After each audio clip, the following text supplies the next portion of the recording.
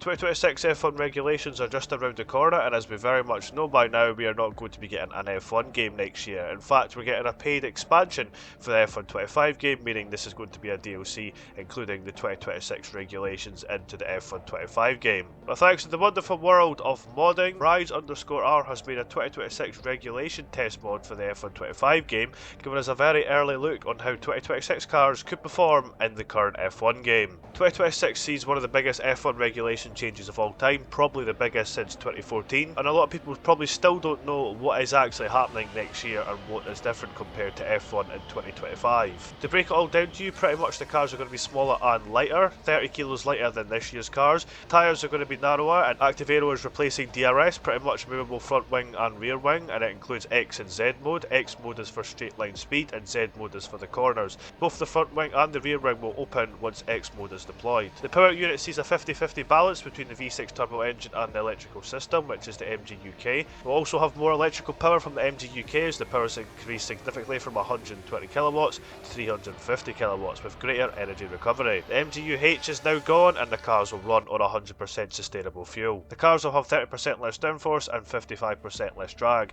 meaning dirt air shouldn't be as bad and the cars should be able to follow a lot better than they currently do. So you can't exactly add all that into the F1 game, but there's a lot of things you can adjust to make it look very close. Now I have adjusted a few things to this mod myself because the DRS flap was closed and I thought maybe just opening it would be more realistic to have an X mode in the game. Now you don't get any 2026 liveries with this mod, it's all just down to system files and how the car performs, but if you want to check out the concept 2026 liveries I'm using in this video, I'll leave a link in the description so you can go and check them out for yourself. We're also using the brand new 2026 tyre model which was just recently announced not too long ago. Now I was trying to decide what track to pick to use for this video because obviously each track is going to be very different in 2026 for Overtaking.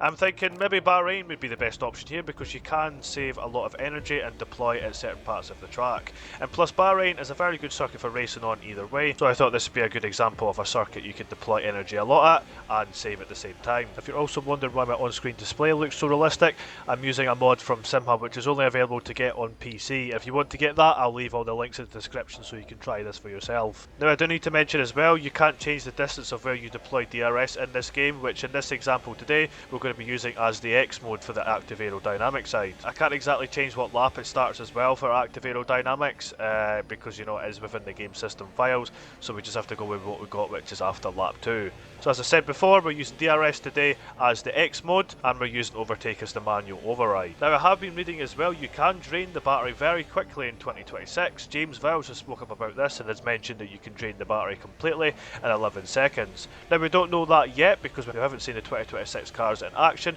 and that could just be him playing game talk into next year, but going by how powerful this MOM mode is and how crucial battery is in 2026, I would strongly believe that would be true. Now as well as draining the battery very quickly as a thing, you can also harvest energy very quickly also. And teams have even mentioned that drivers may even go into lower gears just to save more energy into some corners, using the combustion engine harder, forcing more kinetic energy harvesting to recharge the battery. For the active aerodynamic size, you'll be able to deploy this after driving straight for over 3 seconds, or in a shorter terms for straights that are more than 3 seconds.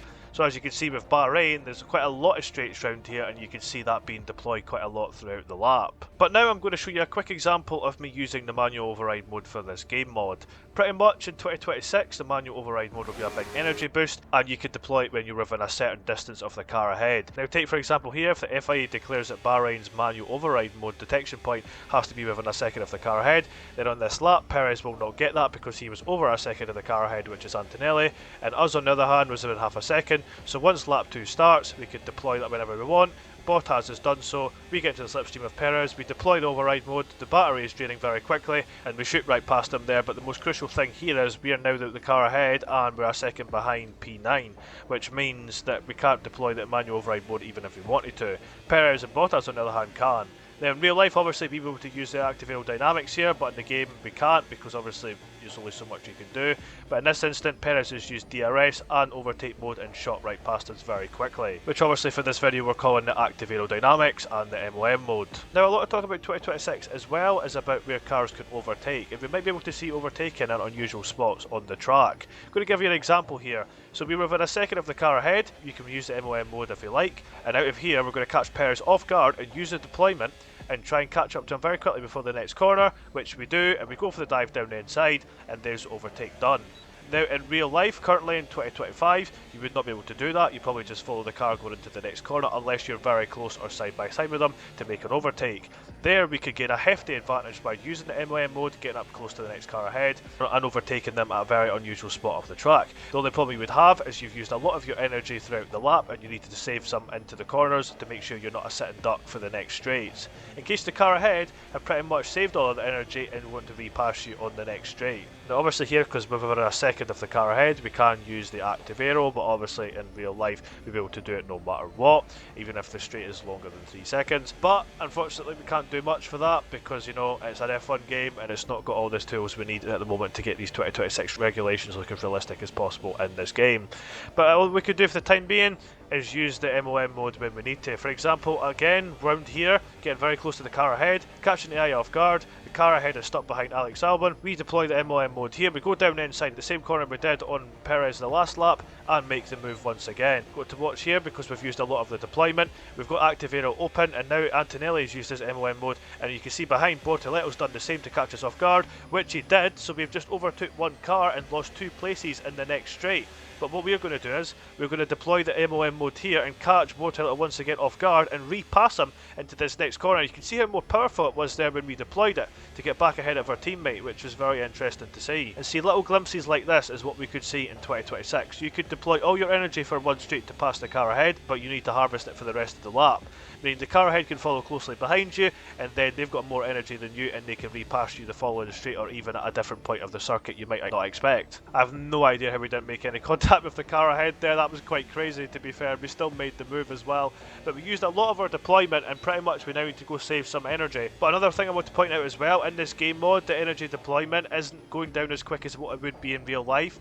So take for example, I've recharged the battery here and we're up to 70% after being about, I don't know, I think 50% at the end of the start finish straight. When I deploy my energy for most of the straight in real life, I'm pretty sure 90% of the battery would be drained at that point, and would be maybe about 10 or 20% in real life. But obviously this is a very early stage of this mod, so I'm assuming as time goes on there could be adjustments to this mod, and that could be highly possible to do, because I do believe I've seen Alex Gillen do this as well. He's done his own 2026 mod adjustment, and I do believe he'd be able to drain the battery very quickly how it would be in real life. So this is definitely possible, but as I said, I'm just showing this mod off for you guys, and I'm assuming there'll be more updates to this in the coming weeks and months. Now I'm going to show you one more example of how overtaking can be in 2026.